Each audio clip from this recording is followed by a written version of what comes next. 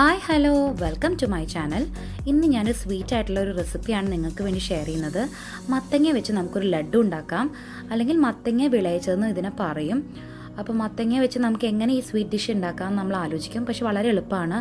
പണ്ട് കാലം തൊട്ട് ഉണ്ടാക്കുന്ന ഒരു പലഹാരമാണ് മത്തങ്ങ വിളയിച്ചത്. അപ്പോൾ ആദ്യമായിട്ടാണ് ഈ ചാനൽ കാണുന്നതെങ്കിൽ please subscribe to my channel. തൊട്ടടുത്തുള്ള ബെല്ലൈക്കൺ ക്ലിക്ക് ചെയ്താൽ എൻ്റെ വീഡിയോയുടെ എല്ലാ നോട്ടിഫിക്കേഷൻസും നിങ്ങൾക്ക് ലഭിക്കും. ഞാനിവിടെ 1/2 കിലോ മത്തങ്ങ വേവിച്ച് വെച്ചിട്ടുണ്ട്. അതിലേക്ക് ആവശ്യമുള്ള ശർക്കര എടുത്തിട്ടുള്ള അപ്പോൾ 1 കപ്പ് ശർക്കര ഉരുക്കിയതാണ് ഞാൻ ചേർത്തിട്ടുള്ളത്. അതുപോലെ 1 തേങ്ങ മുഴുവനായിട്ട് ചിരണ്ടി വെച്ചിട്ടുണ്ട്. അതുപോലെ 1 വലിയ കപ്പ് അരി എടുത്ത് വെച്ചിട്ടുണ്ട്. അതുപോലെ തന്നെ 1 ചെറിയ ടീസ്പൂൺ ചെറിയ ജീരകം, 4 ഏലക്കയുടെ കുരു മാറ്റി വെച്ചിട്ടുണ്ട്. അതുപോലെ ഒരു ചെറിയ പീസ് ചുക്കും ഞാൻ എടുത്തിട്ടുണ്ട്. അപ്പോൾ ഇത്രയും ചേരുവകളെ നമുക്ക് വേണ്ടൂ. വളരെ എളുപ്പം തന്നെ ചെയ്യാവുന്നതാണ്. വളരെ ടേസ്റ്റി ആയിട്ടുള്ളൊരു നാടൻ ഡിഷാണ് കേട്ടോ. അപ്പോൾ എല്ലാവരും ഇത് കംപ്ലീറ്റ് ആയിട്ട് തന്നെ കാണണം.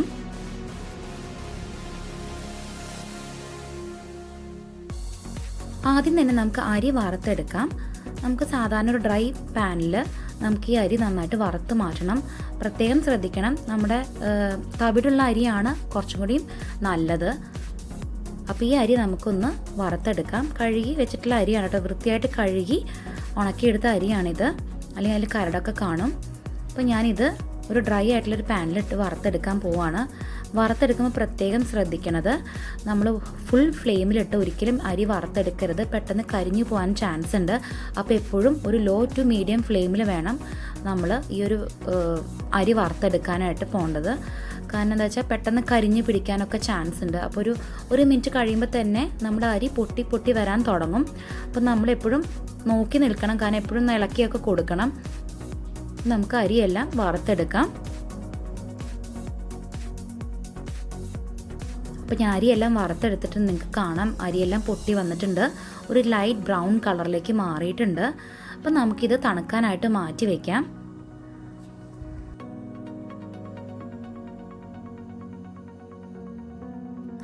ഞാൻ ഇനി ചെയ്യാൻ പോകുന്നത് നമ്മുടെ മത്തങ്ങയും ശർക്കരയും തേങ്ങയും കൂടി ചേർത്ത് ഞാനൊന്ന് വിളയിച്ചെടുക്കാൻ പോവുകയാണ്. ഇതെല്ലാം വെള്ളത്തിൻ്റെ കണ്ടൻ്റ് എല്ലാം കുറച്ച് നല്ലോണം ഡ്രൈ ആക്കി എടുക്കുകയാണ് അടുത്തായി ചെയ്യാം. അപ്പോൾ കുറച്ച് സമയം എടുത്ത് ചെയ്യേണ്ട ഒരു പ്രോസസ്സാണ്. ഒരു 15 മിനിറ്റോളം നമുക്കിതിങ്ങനെ വഴറ്റിയെടുക്കേണ്ടി വരും. അപ്പോൾ ഞാൻ നെയ്യൊന്നും ചേർത്ത് കൊടുക്കുന്നില്ല. ഡ്രൈ ആയിട്ടുള്ള പാനിലേക്ക് നമ്മൾ വേവിച്ച് വെച്ച മത്തങ്ങയും അതിൽ കുറച്ച് വെള്ളമുണ്ട്, ആ മത്തങ്ങയിൽ നിന്ന് തന്നെ ഇറങ്ങി വന്നിട്ടുള്ള വെള്ളമാണ്. ആ മത്തങ്ങയും തേങ്ങയും പിന്നെ അതുപോലെ ശർക്കരയും ചേർത്ത് വെള്ളം വറ്റുന്ന വരെ നന്നായിട്ട് വിളയിച്ചെടുക്കണം. അപ്പോൾ ഫുൾ ഫ്ലെയിമിലാണ് ഞാൻ ഇട്ടിരിക്കുന്നത്. ഒരു 15 മിനിറ്റ് എടുക്കും ഈ ഒരു കൂട്ടൊന്ന് വരണ്ട് വരാനായിട്ട്. അപ്പോൾ വേണമെങ്കിൽ ഈ ഒരു സമയത്ത് നമുക്ക് 1 ടേബിൾ സ്പൂൺ നെയ്യ് ചേർത്ത് കൊടുക്കാം. ഞാൻ നെയ്യ് ഇവിടെ കംപ്ലീറ്റ് ആയിട്ട് അവോയ്ഡ് ചെയ്തിട്ടുണ്ട്. നമ്മൾ ഇതിൻ്റെ കൂടെ ഒരു കുറച്ച് ക്വാണ്ടിറ്റി ഉപ്പ് കൂടെ ചേർത്ത് കൊടുക്കാൻ പോവുകയാണ്. ആ മധുരം ഒന്ന് ബാലൻസ് ചെയ്യാൻ വേണ്ടിയിട്ടാണ് നമ്മൾ ഉപ്പ് ചേർത്ത് കൊടുക്കുന്നത്. ഉപ്പും കൂടി ചേർത്ത് കഴിഞ്ഞ് നമ്മൾ ഹൈ ഫ്ലെയിമിൽ നമ്മൾ ഈ ഒരു കൂട്ടിനെ വിളയിച്ചെടുക്കാൻ പോവുകയാണ്. നല്ലോണം വെള്ളം വറ്റുന്ന വരെ ഇതിനെ വിളയിച്ചെടുക്കാൻ പോവുകയാണ്. നമ്മുടെ അരി തണുത്തിട്ടുണ്ട്. അരിയും ബാക്കിയുള്ള ചേരുവകൾ, അത് ചെറിയ ജീരകം, ഏലക്കയുടെ കുരു, അതുപോലെ തന്നെ ചുക്കും ചേർത്ത് നല്ല ഫൈനായിട്ട് പൊടിച്ചെടുക്കാൻ പോവുകയാണ്. ഒട്ടും തരി പാടില്ല, നല്ലോണം പൊടിച്ചെടുക്കണം. അപ്പോൾ ചെറിയ ജാറിലാണെങ്കിൽ പെട്ടെന്ന് നല്ല ഫൈനായിട്ട് തന്നെ പൊടിഞ്ഞു കിട്ടും. നമ്മുടെ മത്തങ്ങ നന്നായിട്ട് വെള്ളമൊക്കെ വറ്റി വന്നിട്ടുണ്ട്. അപ്പോൾ ഇത് പോരാ, കുറച്ചും കൂടി വെള്ളം വറ്റാനുണ്ട്. അതുപോലെ ബബിൾസ് എല്ലാം വറ്റി നല്ലോണം ഡ്രൈ ആയിട്ട് വരും. നമുക്ക് അതുവരെ വെയിറ്റ് ചെയ്യാം. ഒരു 15 മിനിറ്റ് എന്തായാലും എടുക്കും. നമ്മുടെ മത്തങ്ങയുടെ വെള്ളമൊക്കെ നല്ലോണം വറ്റി വന്നിട്ടുണ്ട്. അപ്പോൾ നിങ്ങൾക്ക് കാണാം, ഒരുപാട് ഡ്രൈ അല്ല, എന്നാൽ നമ്മുടെ വെള്ളമൊക്കെ നല്ലോണം വറ്റി വന്നിട്ടുണ്ട്. ഈ ഒരു പരുവാകുമ്പോൾ നമുക്ക് ഗ്യാസ് ഓഫ് ചെയ്യാം. എന്നിട്ട് നമ്മുടെ പൊടിച്ച് വെച്ചിരിക്കുന്ന നമ്മുടെ അരി നമുക്കിതിനകത്ത് ചേർത്ത് കൊടുക്കാം. നല്ല ഫൈനായിട്ട് പൊടിച്ചിട്ടുള്ള അരിയാണിത്.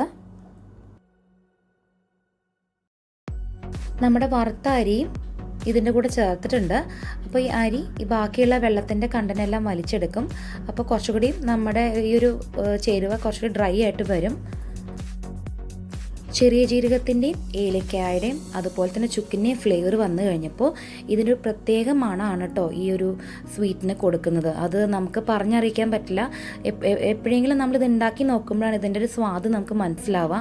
അപ്പോൾ എല്ലാവരും ഇത് ട്രൈ ചെയ്ത് നോക്കണം. തനി നാടൻ ഡിഷാണ്. പണ്ട് കാലങ്ങളിൽ മത്തങ്ങ വിളയിച്ചെന്നാണ് ഇതിനെ പറയുന്നത്.